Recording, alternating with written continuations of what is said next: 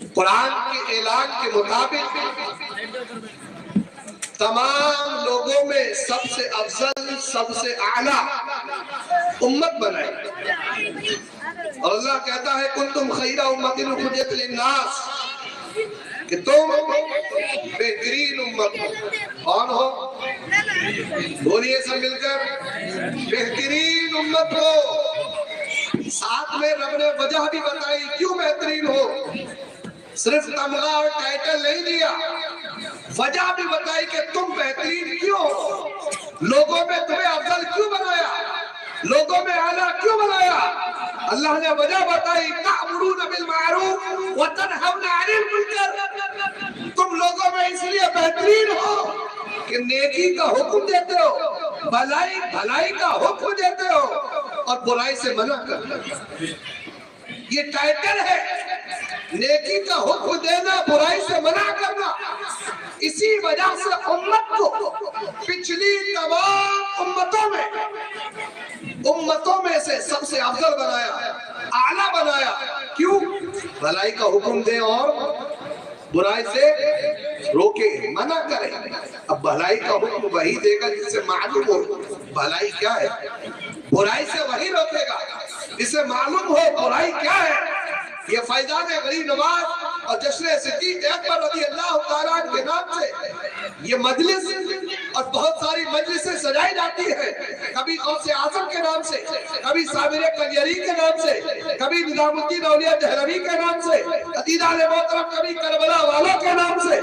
ایک ایک بزرگ کی شخصیت اور سیرت کے حوالے سے جہاں بھی پروگرام ہوتے ہیں، محفل ہوتی ہے، وجہ یہی ہوتی ہے کہ ان کی سیرت، ان کی زندگی ہمارے سامنے علماء کے زبانی آئے، ہم اس کو سن کر دل میں رکھے اور پھر عمل کرے۔ میرے عزیز ساتھیوں، سرکار غریب نواز علیہ رحمت و رضوان، ان کو عطائے رسول بھی کہا جاتا ہے، ہند میں نائب رسول بھی کہا جاتا ہے، سلطان الہند اولیاء بھی کہا جاتا ہے، عزیزان ملت اسلامیہ انہیں غریب نواز بھی کہا جاتا ہے، راجہ مہاراجہ بھی کہا جاتا ہے۔ وجہ کیا ہے؟ وجہ یہ ہے کہ سنجر کی سرزمین کو چھوڑ کر دین کی تبلیغ کے لیے، اور دین کی تبلیغ میرے بھائیوں، بزرگوں، دوستوں، نوجوانوں، بچوں، ہر ایک کے نصیبے میں نہیں ہوتی ہے۔ کسی کی نظر، صاحب نظر کی جب نظر پڑتی ہے، اللہ والوں کی جب کسی پر نظر پڑتی ہے، تو پھر انسان نیکی اور برائی میں فرق محسوس کرتا ہے، اسی کے مطابق عمل کرتا ہے۔ سرکار غریب نواز کے والدین کا جب انتقال ہوا، وراثت میں ایک پنچکی، ایک باغ آپ کے حصے میں آیا، وہی چکی چل رہی ہے، وہی باغ کی خدمت کر رہے، حفاظت کر رہے۔ ایک اللہ والے کا گزر ہوا، آپ ان اللہ والوں کی بارگاہ میں پہنچتے، پانی پیش کرتے ہیں، اپنے باغ سے ایک انگور کا گوشہ اٹھاتے اور حضرت ابراہیم قندوزی رحمت اللہ علیہ کی بارگاہ میں پیش کرتے ہیں، وہ کھاتے ہیں، پھر سرکار خواجہ غریب نواز کو دعاؤں سے نوازتے ہیں، اور پھر اپنی جھولی سے ایک ٹکڑا نکالتے ہیں، اس کو چباتے ہیں، اور سلطان الہند ابھی نہیں بنے تھے، ابھی صرف حسن تھے، صرف حسن تھے۔ جیسے ہی وہ لقمہ پیٹ میں گیا، دل کی کیفیت تبدیل ہو گئی، ذہن خوشگوار ہو گیا، عقیدہ مشکبار ہو گیا، چہرے پر رونقیں بڑھ گئی، روحانیت میں اضافہ ہو گیا۔ ویسے تو خود عبادت گزار تھے، ویسے تو اللہ کی عبادت کرنے والے تھے، ویسے تو قرآن کی تلاوت کرنے والے حافظ قرآن تھے، ویسے تو عالم دین تھے، مگر کیسے ہی ایک اللہ والے کے منہ سے نکلا ہوا لقمہ حضرت خواجہ بچہ حسن کہ جب پیٹ میں پہنچا دل کی کیفیت تبدیل ہو گئی اور اس باغ کو بیچ دیتے ہیں، پنچکی کو بیچ دیتے ہیں، جو قیمت ملتی ہے ساری کی ساری اللہ کے بندوں کے حوالے کر دیتے ہیں۔ ایک دیکھیں کہ اس انسان سے کسی نے کہا بھی نہیں کہ تمہیں اپنا مال رب کی بارگاہ میں دینا ہے، تمہیں خرچ کرنا ہے، کسی نے کہا نہیں، مگر دل نے کہا اے حسن یہ مال تیرا نہیں ہے، یہ مال اللہ کی مخلوق کے لیے ہے، اللہ کی مخلوق کے حوالے کر دے۔ کسی پوچھنے والے نے دیوانہ غریب نواز نے پوچھا اے حسن معین الدین چشتی تمہارے پاس جو بھی کچھ تھا وہ تم نے سب کا سب اللہ کے بندوں کو دے دیا، اب کیا کھاؤ گے؟ تو خواجہ غریب نواز نے یقیناً یہی جواب دیا ہوگا کہ میں جب اللہ کے بندوں کو کھلا رہا ہوں بندوں کا مالک میرا پیٹ بھر دے گا، بندے کا مالک میرے کھانے کا انتظام کر دے گا۔ اور یہی ہوا۔ خواجہ غریب نواز تو خواجہ غریب نواز، وہ دور تو وہ دور تھا، آج بھی سلطان الہند کے آستانے پر لنگر بند نہیں ہوتا، آج بھی بند نہیں ہوتا، اور وہاں منہ دیکھ کر نہیں دیا جاتا یہ میرا پڑوسی ہے، یہ میرا محلے والا ہے، نہیں، امیر غریب ہندو مسلم سکھ عیسائی سب سلطان الہند کے لنگر سے کھاتے ہیں۔ کیوں؟ کیونکہ جب غریب نواز علیہ رضوان کی 3 سال کی عمر تھی، کتنی؟ زور سے سب مل کر 3 سال کی عمر، میرے اور آپ کے گھر کے بچے 3 سال کی عمر میں کیا کرتے ہیں وہ سب پر آیا ہے، سب جانتے ہیں، مگر سلطان الہند کی جب 3 سال کی عمر ہوئی تو جب باہر اپنے گھر سے نکلتے چند اپنے چھوٹے چھوٹے بچوں کو اپنے ساتھیوں کو اپنے گھر میں لاتے اور اپنی والدہ سے کہتے مجھے دسترخوان دیجئے۔ 3 سال کی عمر دیکھیے اور باتیں دیکھیے اور کارنامے دیکھیے۔ کارنامے ہر ایک کے نہیں ہوتے، ہر ایک کا ذکر نہیں ہوتا ہے، ذکر اسی کا ہوتا ہے جس نے کچھ کیا ہو۔ 3 سال کی عمر دسترخوان بچھا رہے، اپنی والدہ سے کہتے ہیں میری ماں میرے دوست آ گئے ہیں، ان کے کھانے کا انتظام کر دیجیے۔ سرکار خواجہ غریب نواز کے والدین جب یہ منظر دیکھتے تو حیران ہوتے کہ اس عمر میں بچہ چاہتا ہے یہ بھی مجھے ملے، یہ بھی مجھے ملے، یہ بھی میرا، یہ بھی میرا، کسی اور کے پاس نہیں۔ مگر جب والدین حیران ہوتے تو ان کی حیرانگی دور کرنے کے لیے غیب سے آواز آتی تمہارے گھر یہ عام بچہ پیدا نہیں ہوا، یہ غریبوں کو نوازنے والا غریب نواز، غریبوں کو نوازنے والا غریب نواز پیدا ہوا ہے۔ سب کچھ رب کی بارگاہ میں پیش کر دیا، مجاہدات کرتے رہے، عبادت کرتے رہے۔ تو میں نے ایک جملہ کہا کہ وہ جس سے کسی نے نہیں کہا اس نے سب کچھ دے دیا۔ اور آج کہا جاتا ہے کہ میرے بھائیوں مسجد کے لیے، مدرسے کے لیے، غریب بچیوں سے شادی کے لیے، سردی کا موسم ہے، لحاف تقسیم کرنے کے لیے کچھ مدد کیجئے، تو ہر آدمی ایک دوسرے کی بغل جھانکتا رہتا ہے۔ ایسی بات نہیں کہ ہر آدمی کنجوس ہوتا ہے، خرچ کرنے والے بہت کچھ خرچ کر دیتے ہیں، دینے والے بہت کچھ دے دیتے ہیں۔ میرے بھائیوں غریب نواز کی سیرت سے ایک پوائنٹ اٹھا کر دل میں رکھیے کہ جس سے کسی نے نہیں کہا اس نے سب کچھ دے دیا۔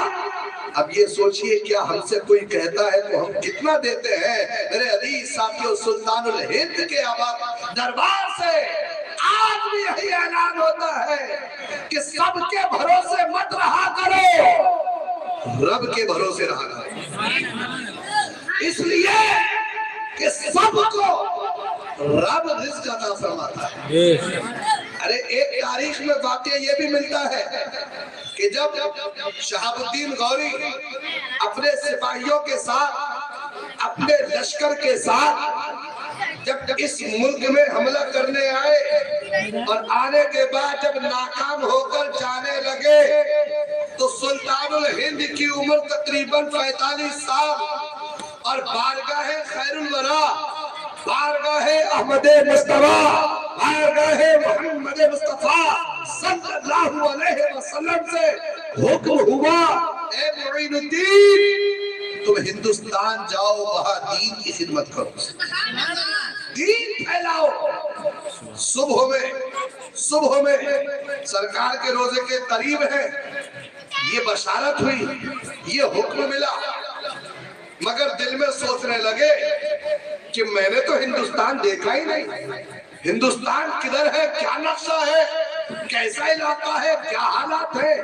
اسی کشمکش میں صبح سے شام دوبارہ سرکار کی بارگاہ میں حاضر ہوئے، آنکھ لگ گئی، مغرب کی نماز کے بعد آنکھ لگی، جب آنکھ لگی تو سرکار مدینہ پھر خواب میں آئے، کہا معین الدین جب ہم نے تمہیں حکم ہندوستان جانے کا دیا ہے تو ہندوستان کا نقشہ بھی تمہیں احمد مصطفیٰ کے دربار سے ملے۔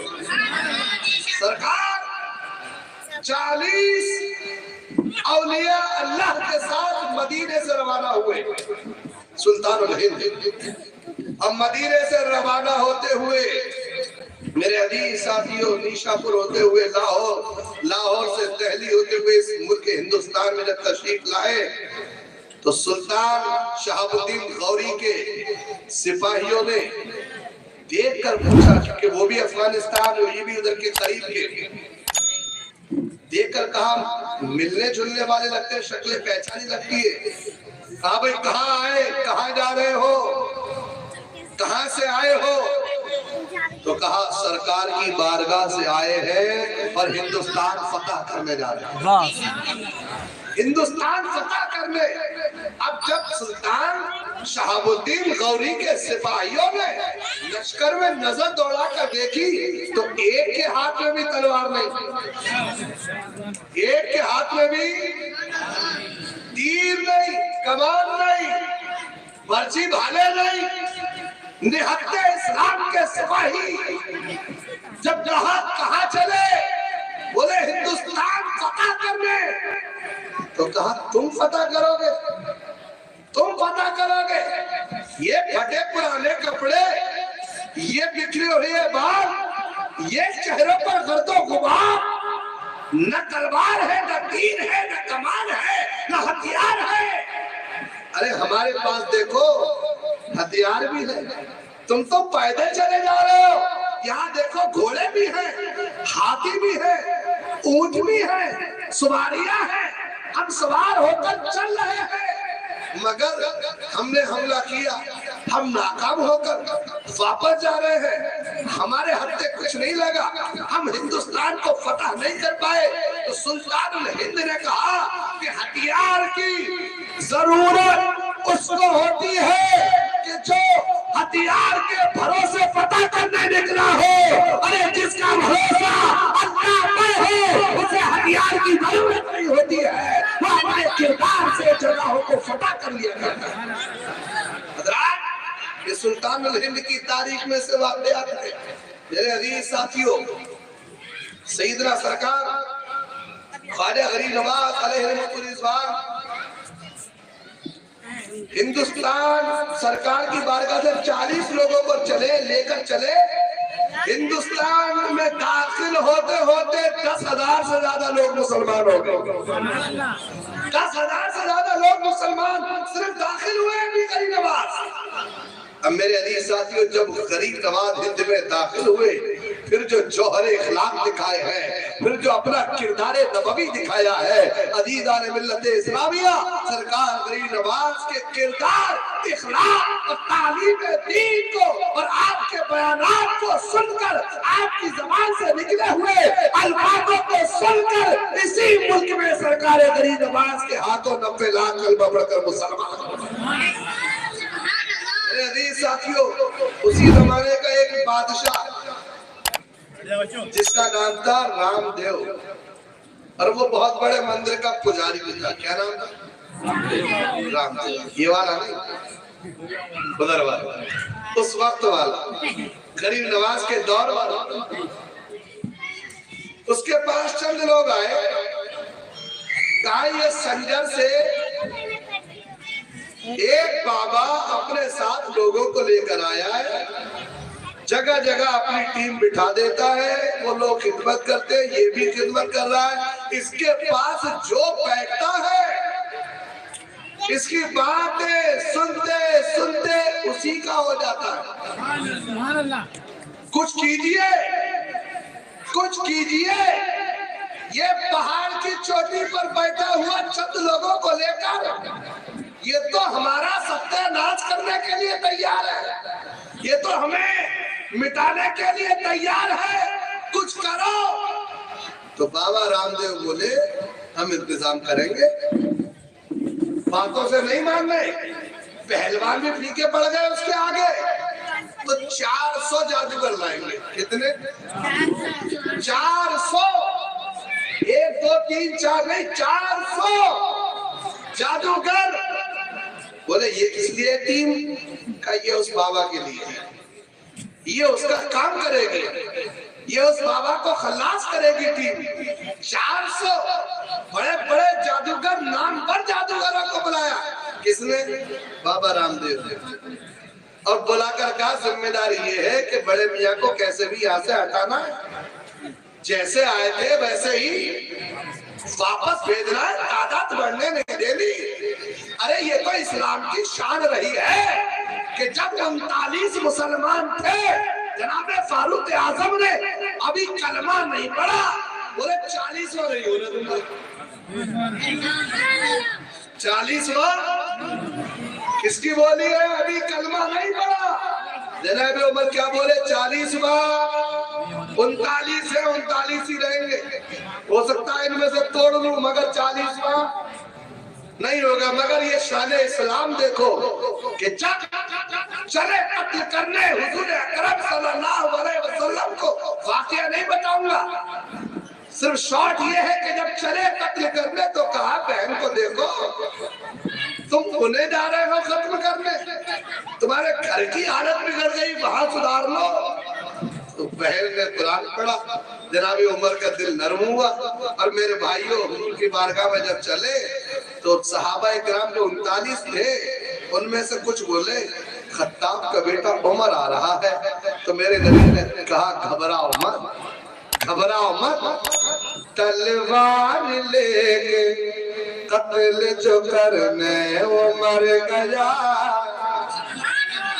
तलवार लेके कत्ल जो करने वो मर गया, फारूक बन के लौटे हैं और कुफर मर गया, फारूक बन के लौटे हैं और कुफर मर गया। 39 में से 40वां, मगर शाने इस्लाम के जिसने कोशिश की रोकने की, 40वां वही मुसलमान उमर ने खिताब कर गया। फारूक आजम 40वां मुसलमान। रामदेव बोले 400 है और 4 का आदत बहुत कामिल है, कभी मौका मिले तो 40वें और 40 की आदत पर इंशाल्लाह गुफ्तगू करूंगा। 400 किस लिए? एक ज़ईफ इंसान को खत्म करने के लिए, मिटाने के लिए, वापस भेजने के लिए। बोले जिम्मेदारी तुम्हारी है। ये कैसी? बाबा को बस हटाओ यहाँ से, हटाओ। आए, कहा किधर है? कहा ऊपर पहाड़ पर चलो। सारे जादूगर एक जमात के साथ 400 लोग इकट्ठा होकर बोले मंत्र क्या पढ़ोगे? कहा देखकर पढ़ेंगे कि है कौन। मंत्र क्या पढ़ोगे? कहा देखकर है कौन। जब देखा सुल्तानुल हिंद की नजर जब उठी 400 पर पड़ी तो बाबा तो पीछे आ रहे थे रामदेव जी। वो 400 बोले क्या हम अपना मंत्र नहीं पढ़ेंगे? ये बाबा जो मंत्र पढ़ रहा है, जो इसकी जबान से निकल रहा है, हम कहीं मंत्र पढ़ेंगे तो बाबा जी बोले क्या मंत्र है? कहा ये पढ़ रहा है ला इलाहा इल्लल्लाह मुहम्मदुर रसूलुल्लाह। तो जो ये पढ़ रहा है वही हम भी पढ़ेंगे। यहाँ तो नजरों से कमाल। तो बाबा बोले कि जब ये कुछ न बिगाड़ पड़े, ये भी इन्हीं के हो गए, तो हम भी तो देखे। जब निगाह जमा कर सुल्तानुल हिंद को बाबा रामदेव बोले, तो बोले ये जो 400 ने पढ़ा है तुम्हारा मंत्र, वो बाबा रामदेव भी पढ़ेंगे, और वो भी कलमा पढ़कर मुसलमान हो गए। कलमा पढ़कर क्या हो गए?